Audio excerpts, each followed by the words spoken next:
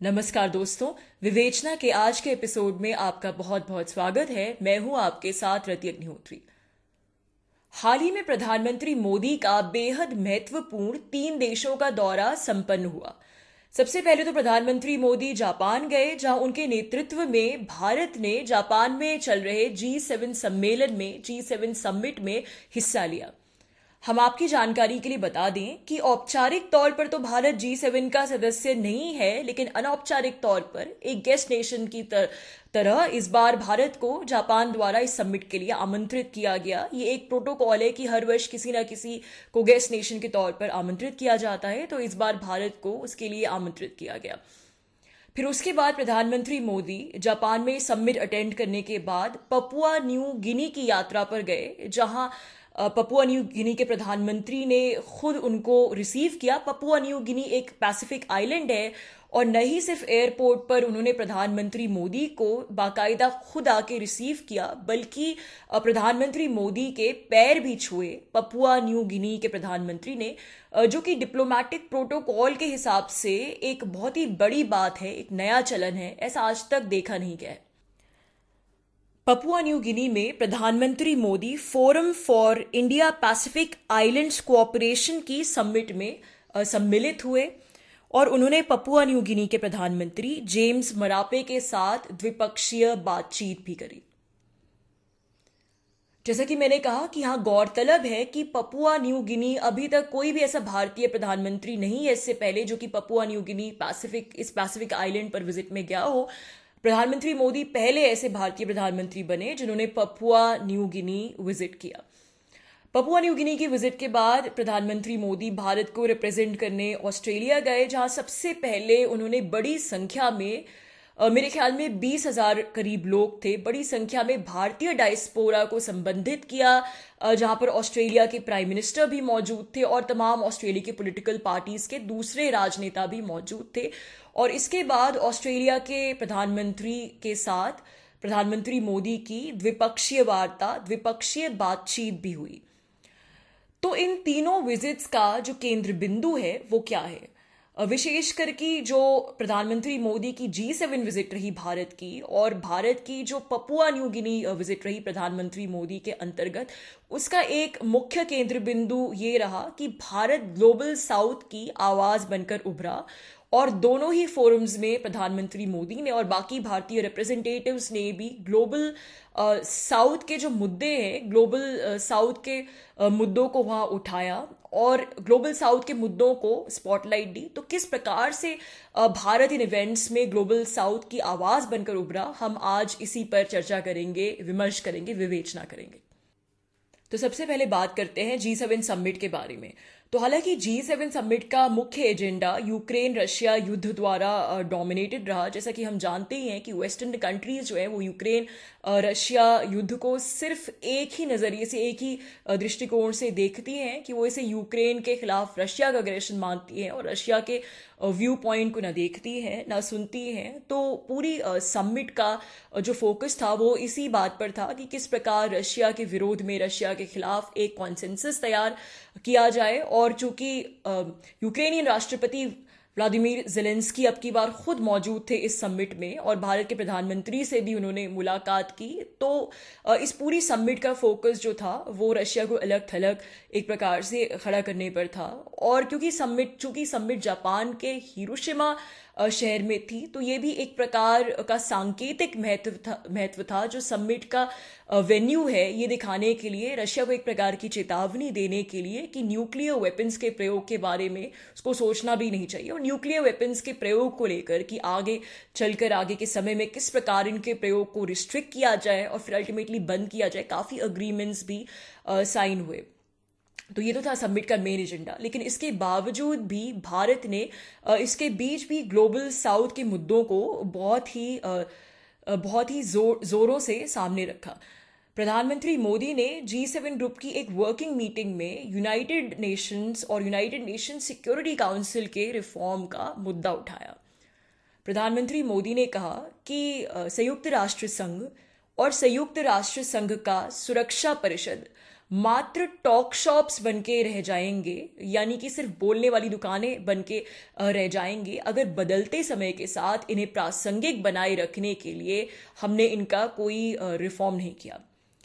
फिर प्रधानमंत्री मोदी ने ये भी कहा कि एक बड़ी अजीब सी बात है कि विभिन्न फोरम्स के द्वारा हम बहुत सी कॉन्फ्लिक्ट्स को लेकर बातचीत करते रहते हैं, उनके रेजोल्यूशन की बात करते हैं, लेकिन हमारे पास हम शांति बनाए रखने की बात करते हैं विभिन्न फोरम्स के द्वारा, लेकिन हमारे पास जो ऑलरेडी इतने बड़े मैकेनिज्म्स हैं, संयुक्त राष्ट्र संघ यूएन जैसा इतना बड़ा संस्थान है, वो भला असमर्थ क्यों रहा है कॉन्फ्लिक्ट्स को रोकने में। विश्व में इतनी कॉन्फ्लिक्ट्स हो रही हैं, इसके बावजूद भी संयुक्त राष्ट्र संघ है, लेकिन फिर भी एक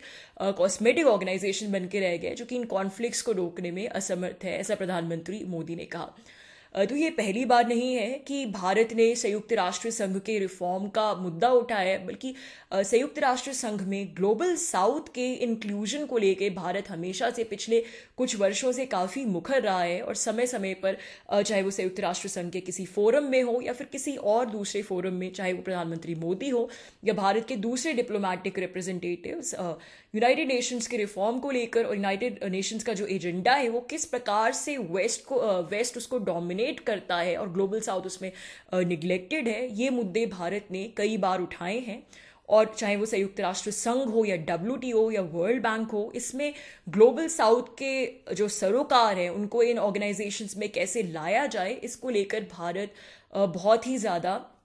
मुखर रहा है। और भारत ने बैकडोर चैनल्स के माध्यम से बहुत अग्रेसिव लॉबिंग करा है। भारत पिछले कुछ समय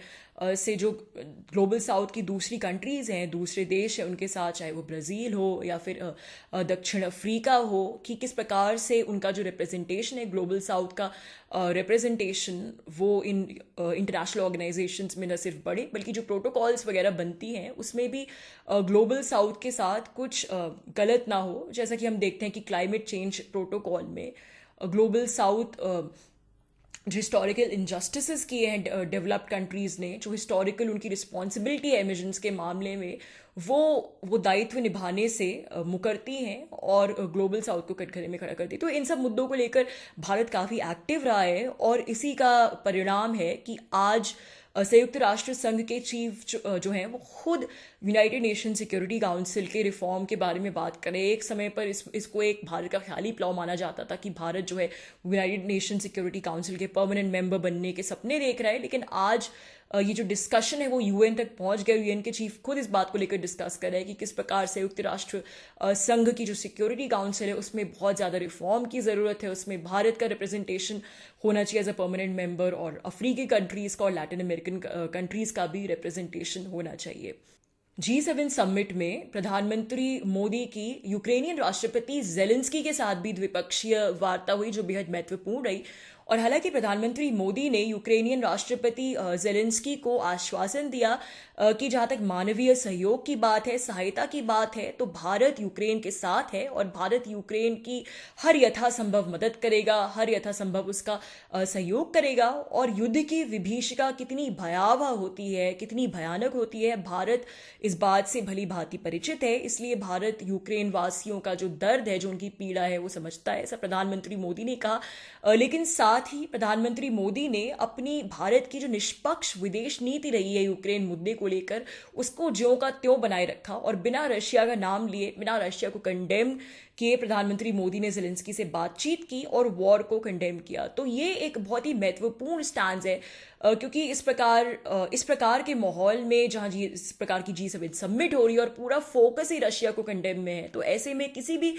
देश के प्रीमियर के लिए, लीडर के लिए इस प्रकार की निष्पक्ष स्वतंत्र विदेश नीति बनाए रखना बहुत मुश्किल है कि आपने वॉर को कंडेम भी किया, गलत बात को कंडेम भी किया, लेकिन रशिया के साथ अपने द्विपक्षीय संबंध नहीं बिगाड़े, एक तरफा पर्सपेक्टिव, एक तरफा व्यू पॉइंट नहीं लिया और रशिया को कंडेम नहीं किया। और ये बात ग्लोबल साउथ के हितों के लिहाज से भी बेहद महत्वपूर्ण है, क्योंकि जैसा कि हम देख रहे हैं कि वेस्ट रशिया पर तमाम तरीके के सैंक्शंस लगा रहा है और सभी देशों पर, भारत पर कितने दबाव बना रहा है और बाकी विकासशील देशों पर भी वेस्ट तमाम तरीके के दबाव बना रहे हैं, विशेषकर कि अमेरिका की रशिया से ये इम्पोर्ट नहीं करना चाहिए, वो इम्पोर्ट नहीं करना चाहिए। तो हम देखते हैं कि किस प्रकार भारत इस दबाव में नहीं आ रहा और तमाम आए दिन कोई ना कोई यूरोपियन या अमेरिकन ऑफिशियल्स भारत को विजिट करते हैं और भारत को इस प्रकार की नसीहतें देते रहते हैं। लेकिन फिर भी भारत के रशिया के साथ द्विपक्षीय संबंध ज्यों के त्यों बने हुए हैं। इंपोर्ट्स थोड़े घट जरूर गए होंगे, लेकिन भारत ने रशिया से कुछ भी इंपोर्ट करना बंद नहीं किया और अपने तेल की आपूर्ति के लिए भी भारत काफ़ी ऑयल इंपोर्ट कर रहा है रशिया से अभी भी। तो जिस प्रकार भारत जो है वो वेस्टर्न, जिसको हम बुलिंग कह सकते हैं, वेस्टर्न बुलिंग के फेस में भी अपनी निष्पक्ष विदेश नीति बना के रख रहा है, तो वो एक प्रकार से सभी ग्लोबल साउथ के देशों के बिहाफ पर खड़ा हो रहा है कि किसी भी विकसित देश के दबाव में आके वो कोई ऐसा डिसीजन ना ले जिससे उनकी अर्थव्यवस्था को नुकसान पहुंचे।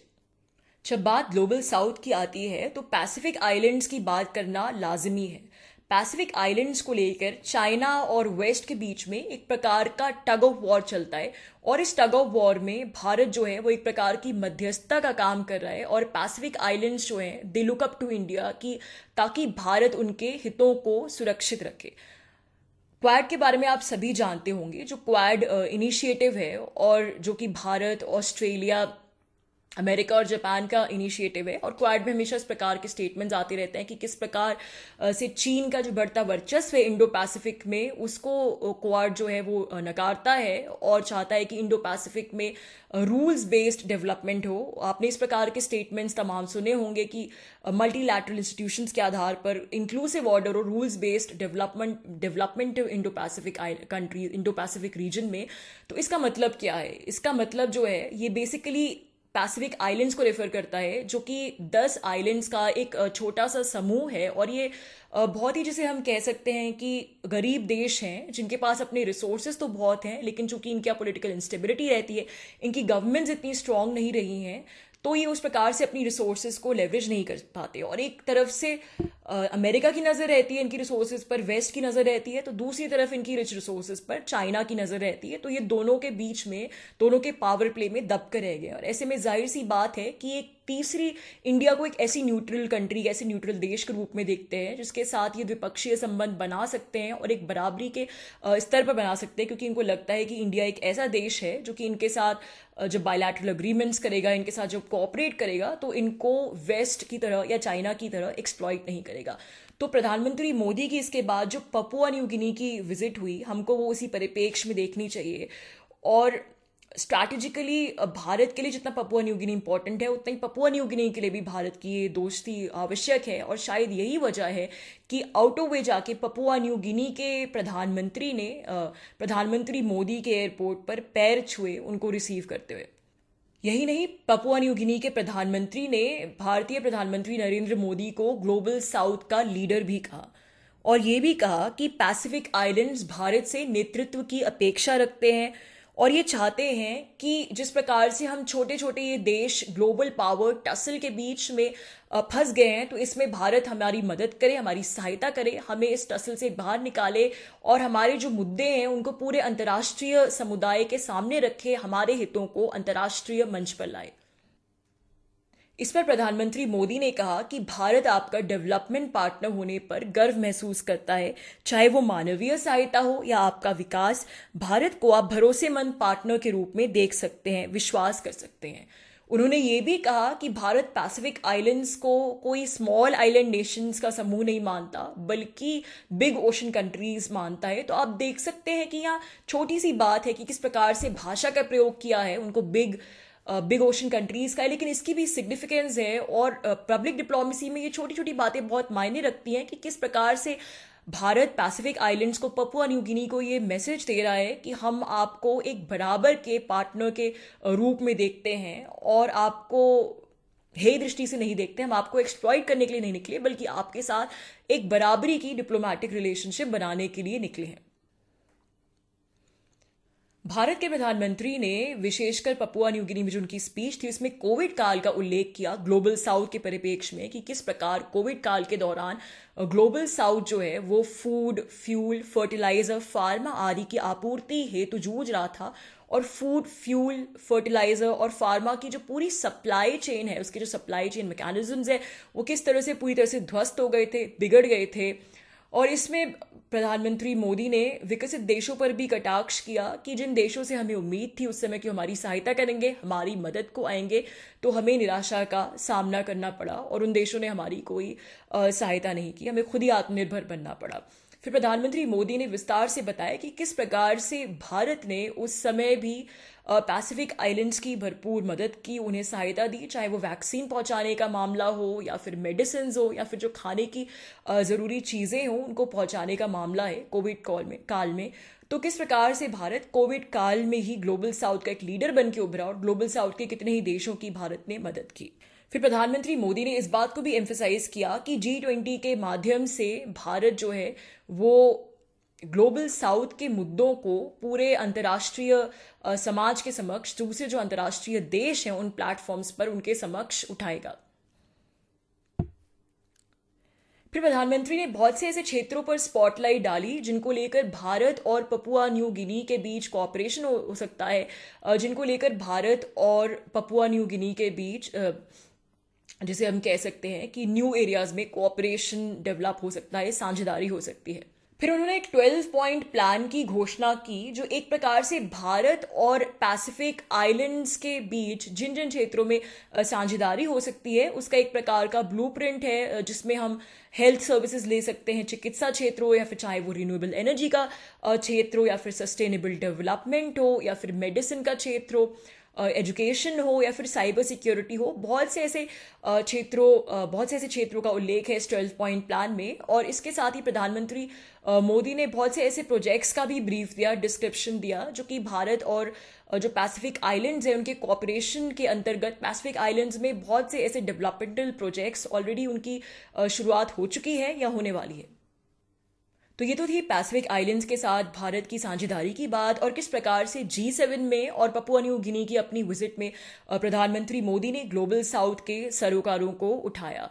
लेकिन अब हम दूसरी महत्वपूर्ण बात पर आते हैं कि भारत के लिए ग्लोबल साउथ सरोकारों को उठाना जो है, जिस प्रकार से भारत ग्लोबल साउथ के साथ अपना एंगेजमेंट बढ़ा रहा है और ग्लोबल साउथ के सरोकारों को उठा रहा है, वो भारत के लिए स्ट्रैटेजिकली भी बहुत बेनिफिशियल है। और क्यों है, इसके पीछे की 3 वजह है। सबसे पहली वजह तो ये है कि चाइना को काउंटर करने के लिए भारत के लिए ये स्ट्रैटेजिकली बहुत बेनिफिशियल है। जैसा कि हम सब जानते हैं कि चीन जो है, जब से स्पेशली उसने अपना बेल्ट एंड रोड इनिशिएटिव शुरू किया है, तो वो जो ग्लोबल साउथ के देश हैं, चाहे वो अफ्रीकी देश हो या फिर साउथ एशियन कंट्रीज हो या फिर कैरिबियन या फिर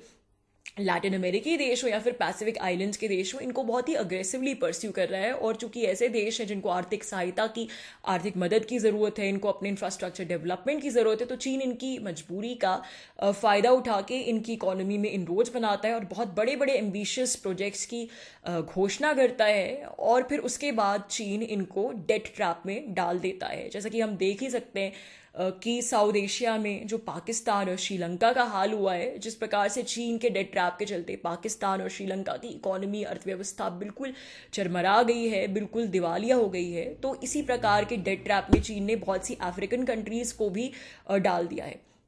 तो लेकिन अब बात यह है कि अब क्योंकि चीन की जो डेट ट्रैप की सच्चाई है वो बाहर आ चुकी है, तो इनमें से बहुत से जो ग्लोबल साउथ के देश है वो चीन की मदद लेने से हिचकिचाते हैं, डरते हैं, क्योंकि उनको मालूम है कि परिणाम क्या होगा। अच्छा, एक तरफ चीन है तो दूसरी तरफ अमेरिका है, जो फिर अपनी शर्तों पर अपनी बातें मनवाता है। और अमेरिका भी अगर इनकी सहायता करेगा तो उसके पीछे अमेरिका की जो चीन के साथ पावर टसल है, कोई मंशा होगी। मतलब वो भी